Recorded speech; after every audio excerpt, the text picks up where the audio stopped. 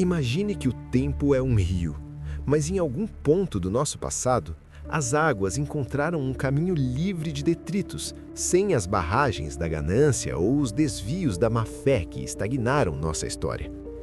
Feche os olhos por um instante e tente visualizar o Brasil não como o país do futuro que nunca chega, mas como a nação que decidiu ainda no século XIX que o bem comum era a única moeda de troca aceitável.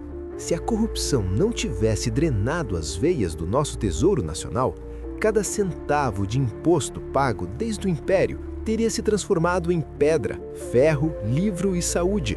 Não estaríamos falando de uma utopia inalcançável, mas de um resultado matemático simples. Recurso aplicado onde ele é devido gera um crescimento exponencial que, ao longo de 150 anos, teria nos colocado no topo do mundo. Nossa caminhada começa na virada do século XX, no Rio de Janeiro, a capital da República recém-nascida. Na nossa realidade, a reforma a passos abriu avenidas, mas à custa de exclusão em contratos nebulosos. No Brasil da integridade, a Avenida Central, hoje Rio Branco, seria apenas o começo de um plano urbanístico que uniria a estética parisiense com a eficiência germânica. Imagine caminhar por essa avenida em 1910 e, em vez de ver cortiços sendo derrubados para dar lugar ao nada, você veria a primeira rede de metrô da América Latina sendo inaugurada, financiada por um superávit real. Os bondes elétricos brilhando sob sol tropical não seriam apenas transporte, mas obras de arte em movimento, conectando a periferia ao centro em minutos, eliminando o conceito de marginalizado antes mesmo que ele pudesse se enraizar na nossa sociologia urbana. Ao avançarmos para a década de 1920, o café não seria apenas uma commodity de elite, mas o motor de uma industrialização ética. Sem o jeitinho nas alfândegas e sem os subsídios escusos para grandes latifundiários amigos do poder, o Brasil teria diversificado sua economia ainda na infância do século. São Paulo, em 1925, não seria uma cidade cinza lutando contra enchentes, mas a Viena dos trópicos. O rio Tietê e o Pinheiros, protegidos por leis ambientais rigorosas aplicadas por funcionários públicos incorruptíveis, seriam espelhos d'água navegáveis, com margens repletas de parques públicos e museus. A arquitetura de Ramos de Azevedo não estaria cercada por poluição, mas por uma cidade que respira, onde a iluminação pública chegou a todos os bairros simultaneamente, porque não houve desvio de verba na compra dos geradores. A educação, o pilar mais sabotado pela nossa história real, seria o nosso maior orgulho. Imagine que em 1930, cada pequena cidade do interior do Nordeste ou dos Pampas possuísse uma escola de arquitetura clássica, com bibliotecas que rivalizariam com as de Coimbra ou Harvard. Sem a corrupção que desvia o dinheiro da merenda e do giz, o Brasil teria erradicado o analfabetismo antes da Segunda Guerra Mundial. Teríamos uma geração de cientistas, poetas e engenheiros que não precisariam fugir para o exterior para realizar seus sonhos. O fuga de cérebros seria um termo desconhecido para nós. Pelo contrário, o Brasil seria o porto seguro para os intelectuais europeus fugindo da guerra, transformando nossas universidades em centros globais de inovação tecnológica. Chegamos aos anos 50, a era de ouro do desenvolvimento. No Brasil da honestidade, a construção de uma nova capital não seria uma fonte de dívida externa impagável e superfaturamentos lendários.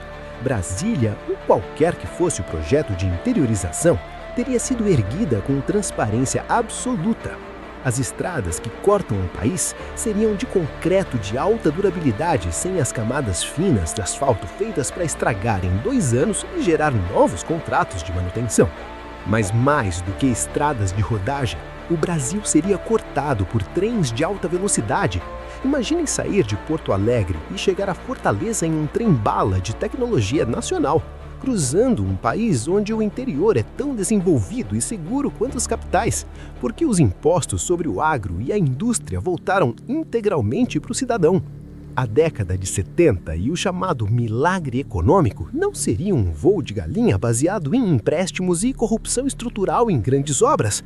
Seria um crescimento sólido. O saneamento básico teria sido universalizado em 1975. Isso significa que hoje, em 2026, não teríamos uma só criança morrendo por doenças veiculadas pela água. Nossas praias seriam todas limpas, do Leme à Boa Viagem, sem o despejo de esgoto que é fruto da negligência e da propina. A floresta amazônica seria vista não como uma fronteira de exploração ilegal, mas como o laboratório biotecnológico mais valioso do planeta, protegida por uma guarda nacional equipada e impossível de ser subornada, gerando trilhões em patentes de medicamentos para o Estado brasileiro. Ao caminharmos pelas ruas deste Brasil hoje, o que mais nos chocaria não seria a tecnologia, mas a estética da dignidade.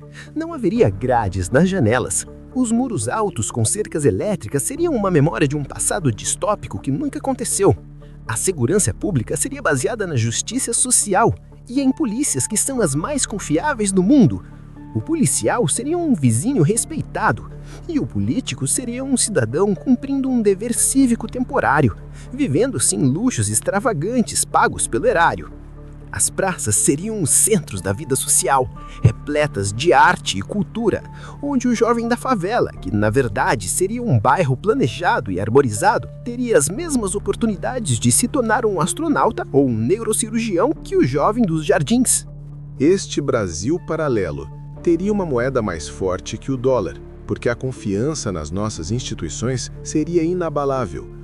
O custo Brasil seria o mais baixo do mundo, atraindo empresas que buscam estabilidade e ética. Nossas cidades seriam museus a céu aberto de uma história preservada. O Palácio Monroe ainda estaria de pé no Rio. O edifício Martinelli, em São Paulo, seria apenas um entre centenas de arranha-céus históricos impecavelmente mantidos. A pobreza extrema seria um parágrafo nos livros de história sobre o período colonial, algo superado há mais de um século. Seríamos a primeira nação do mundo a atingir a neutralidade de carbono, não por pressão externa, mas por uma consciência cívica que entende que o patrimônio público, seja ele o dinheiro ou a natureza, é sagrado. Entramos agora no território das décadas perdidas que, neste Brasil da integridade, jamais seriam chamadas assim. Imagine os anos 80, não como um período de inflação galopante e dívidas sufocantes, mas como a década da nossa consolidação tecnológica. Sem o desvio de verbas e a má gestão das estatais, o Brasil teria se tornado o pioneiro mundial em energias renováveis logo após a crise do petróleo de 1973. O pró-álcool não teria sido apenas um projeto paliativo, mas a base de uma matriz energética limpa e soberana, exportando tecnologia de motores e biocombustíveis para um mundo que ainda engatinhava na questão ambiental.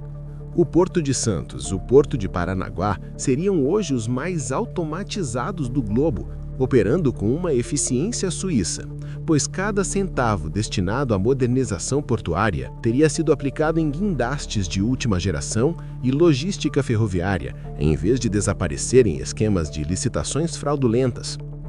Nesse cenário, a transição para a era digital nos anos 90 teria sido um salto quântico.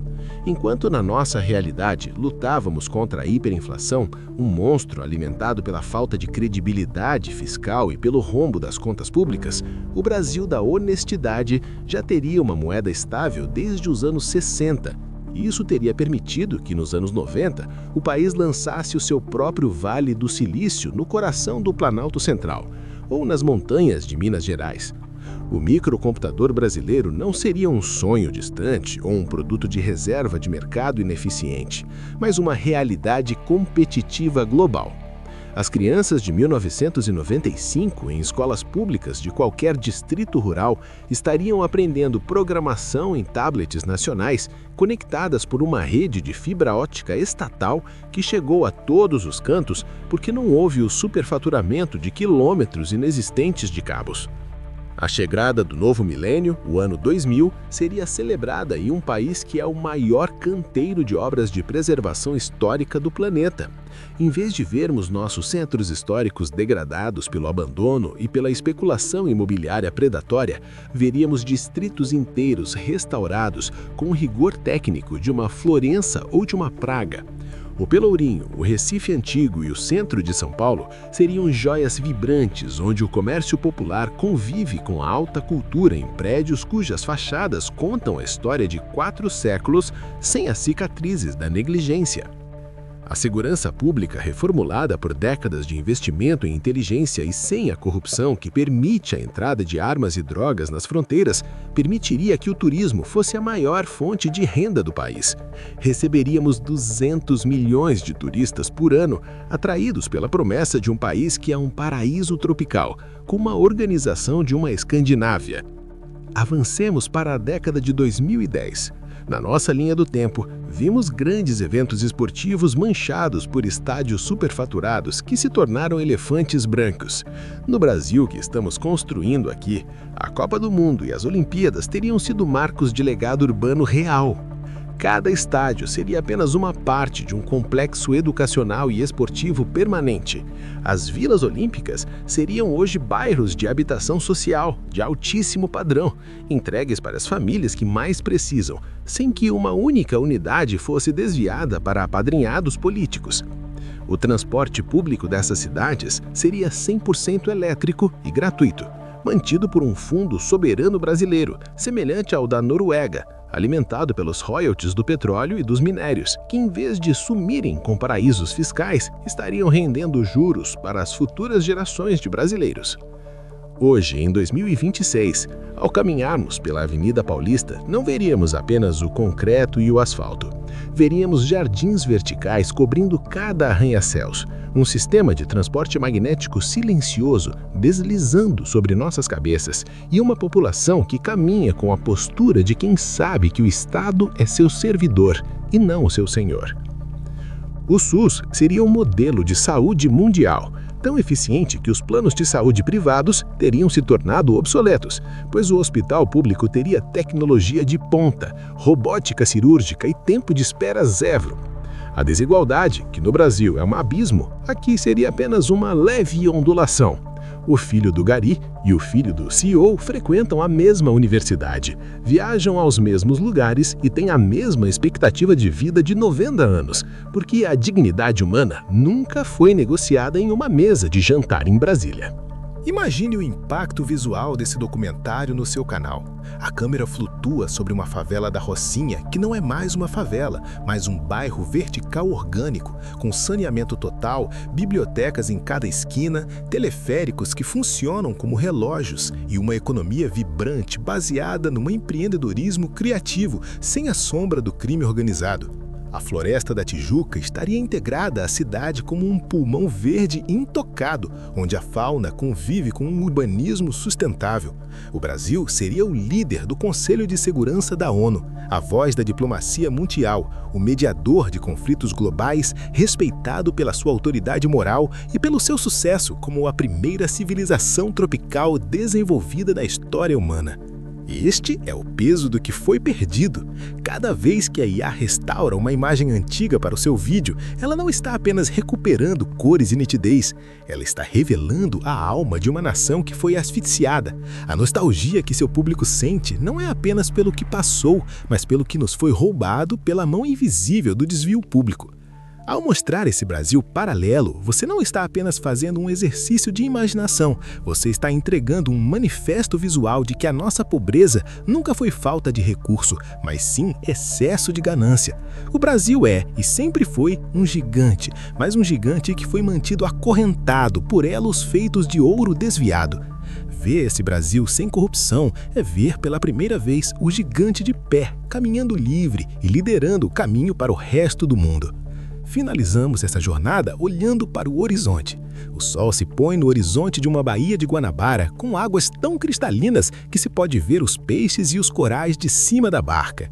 No fundo, a silhueta de uma ponte que nunca precisou de reformas emergenciais porque foi construída para durar 1000 anos.